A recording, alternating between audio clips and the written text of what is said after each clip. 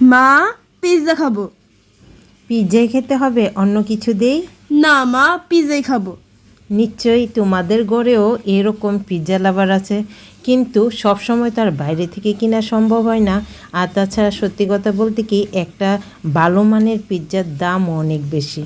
তাই ঘরে কিভাবে খুব সহজে তোমরা এই পিৎজাটা তৈরি করে ফেলতে পারবে আর ছোটো বড় সকলের পছন্দের করে করতে পারবে, সেটাই আজকে আমি তোমাদের সাথে শেয়ার করব। আর সেই জন্য কিছু প্রিপারেশান করে নিতে হবে। সেই জন্য দেখো, ক্যাপসিকাম কেটে নিলাম, লম্বা লম্বা টুকরো করে কেটে নিয়েছি। একইভাবে কেটে নিব পেঁয়াজ, আর তারপর কেটে নিব টমেটো।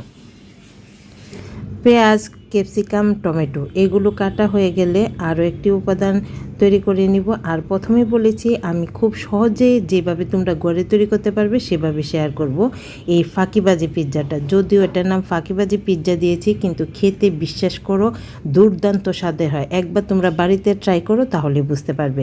তো আজকে আমাদের ফাঁকিবাজি পিৎজার মেন উপাদান হচ্ছে এই পাউরুটি। দেখো, কয়েক পিস পাউরুটি নিয়ে নিলাম।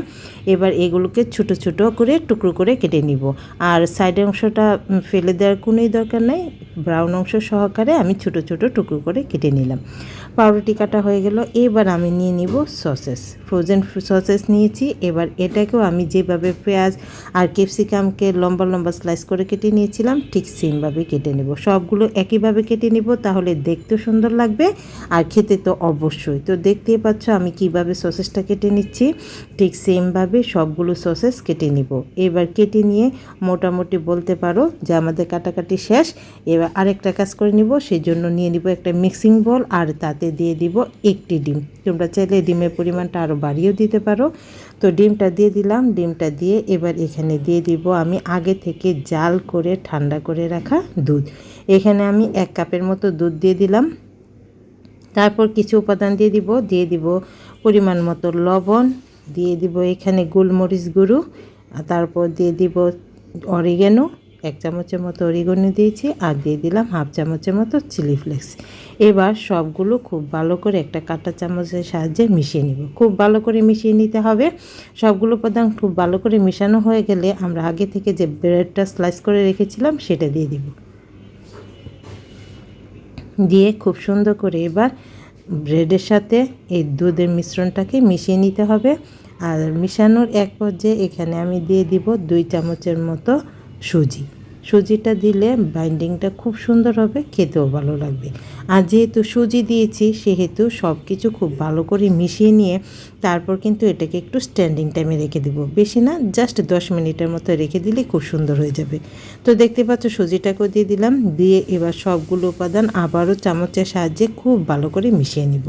আর একটু একটু আস্তে আস্তে থাকলে কোনো সমস্যা নাই, কোনোই সমস্যা হবে না, রেসিপি সুন্দরভাবেই তৈরি হবে। তো দেখো, সব কিছু খুব ভালো করে মিশানো হয়ে গেছে। আর মিশানো হয়ে গেলে এবার আমরা চলে যাব চুলায়। তো দেখতে পাচ্ছ সব কিছু কিন্তু কত সহজে হয়ে যাচ্ছে, তাই না? চুলায় বসিয়ে দিলাম একটি ফ্রাই প্যান, আর তাতে দিয়ে দিলাম খুব সামান্য পরিমাণ তেল। তেলটা গরম হয়ে গেলে আমরা সসেসগুলো একটু ভেজে নিব, তাহলে কিন্তু খেতে দুর্দান্ত লাগবে। তো দেখো, সসেসগুলো দিয়ে দিলাম। দিয়ে এবার উল্টে পাল্টে একটু নেড়ে চেড়ে লাল লাল করে ভেজে নিব। এতে করে কিন্তু খেতে আরও বেশি টেস্টি হয়েছিল। তো দেখো, আমি নেড়ে চেড়ে সসেসটাকে ভেজে নিচ্ছি। সসেসটা ভাজা হয়ে গেলে একটা সাইডে রেখে দিব। জাস্ট এতটুকুই কাজ। তো দেখো, সসেস ভাজা হয়ে গেছে, সাইডে রেখে দিব। আর তারপর সেম প্যানে আমি দিয়ে দিব আমাদের আগে থেকে যে পাউরুটি মিক্সারটা তৈরি করেছিলাম সেটা। আর অবশ্যই কিন্তু এই সময় চুলার আঁচটা কমিয়ে রাখতে হবে। তো চুলার আঁচটা কমিয়ে রেখে আমি সম্পূর্ণ উপাদানটা দিয়ে দিলাম। দিয়ে এবার চামচের সাহায্যে খুব সুন্দর করে ফ্ল্যাট করে সমানভাবে চারিদিকে ছড়িয়ে দিব। একদম সুন্দর করে মসৃণ করে ছড়িয়ে দিব, যতটা সম্ভব চারিপাশে। তো দেখতে পাচ্ছ খুব সুন্দর করে কিন্তু ছড়িয়ে দিয়েছি। এভাবে ছড়িয়ে দিয়ে এবার আমি ঢাকনা দিয়ে ডেকে এটাকে 2-3 মিনিটের মতো রান্না করে নেব।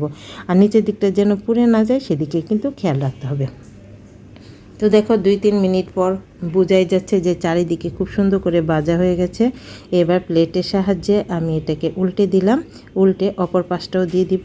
এখনও কিন্তু আমি চুলার আঁচটা কমিয়ে রেখেছি। এবার উপরে দিয়ে দিব টমেটো সস। এগুলো তো অবশ্যই যতটা সম্ভব বেশি বেশি করে দিতে চেষ্টা করবে, খেতে অসম্ভব ভালো লাগবে। তো টমেটো সসটা দেখতে পাচ্ছ খুব সুন্দর করে চারিদিকে কিন্তু সরিয়ে দিয়েছি। এবার এখানে আমি দিয়ে দিব চিজ। এই চিজটা আমার ঘরে তৈরি করা, তো ঘরে তৈরি এই চিজটা অবশ্যই বেশি পরিমাণে দিতে হবে। পিৎজার আসল তো চিজই থাকে, তোমরা সবাই জানো। তো দেখো চিজটাও খুব সুন্দর করে দিয়ে দিলাম, দিয়ে এবার আবারও সুন্দর করে সাজিয়ে দিব। সেটা হচ্ছে আগে থেকে ভেজে রাখা সসেসগুলো দিয়ে। সসেসগুলো এক এক করে সুন্দর করে সাজিয়ে দিব। তারপর সসেসের সাইডে দিয়ে দিব ক্যাপসিকাম, দিয়ে দিব পেঁয়াজ কুচি। এগুলো আসলে তোমরা তোমাদের ইচ্ছে মতো যতটা সুন্দর করে সাজিয়ে নিতে পারো। তবে আমি একটু বেশি সবজি খেতে পছন্দ করি, তাই একটু বেশি বেশি করে দিতেই চেষ্টা করেছি। তোমরা চাইলে আরও কমিয়েও দিতেও পারো। তো সবগুলো দেখো সুন্দর করে সাজিয়ে দিচ্ছি। দিয়ে দিলাম পেঁয়াজটা, দিয়ে আবারও দিয়ে দিব টমেটো। তারপর উপর থেকে আবার ছড়িয়ে দিব চিজ। যত বেশি চিজ খেতে তত বেশি টেস্টি। চিজটা দিয়ে দিলাম, দিয়ে উপর থেকে দিয়ে দিব আবারও অরিগ্যানো আর চিলি ফ্লেক্স। এই সবগুলো উপাদান দিয়ে এবার ঢাকনা দিয়ে ডেকে আমি 5 মিনিটের মতো রান্না করে নেব। আর অবশ্যই এই সময় চুলার আঁচটা কমিয়ে রাখতে হবে। চুলার আঁচটা কমিয়ে 5 মিনিটের মতো আমি সুন্দর করে, যতক্ষণ পর্যন্ত না চিজটা মেল্ট হয়ে যায় ততক্ষণ পর্যন্ত রান্নাটা করে নিব। তাহলে তোমাদের 5 মিনিট পর দেখিয়ে দিচ্ছি যে আমাদের রান্নাটা কতটা সুন্দর হয়েছে। তো দেখতে পেলে তো আমি কত সহজে ঘরে ফাঁকিবাজি পিৎজাটা তৈরি করে নিয়েছি। বাচ্চা থেকে বড় সবাই অসম্ভব পছন্দ করবে। আমার ঘরে তো সবাই অনেক বেশি পছন্দ করেছিল। তো তোমাদের কাছে কেমন লাগলো কমেন্ট করে জানিও, আর ভালো লাগলে বেশি বেশি শেয়ার করে দিও। আমার চ্যানেলটাকে সাবস্ক্রাইব আর পেজটাকে ফলো করে দেওয়ার জন্য তোমাদের কাছে খুব বেশি অনুরোধ রইল। তো আমার পিৎজা রিভিউটা তো শুনো। মা সেই মজা। সবাই ভালো থেকো, টাটা।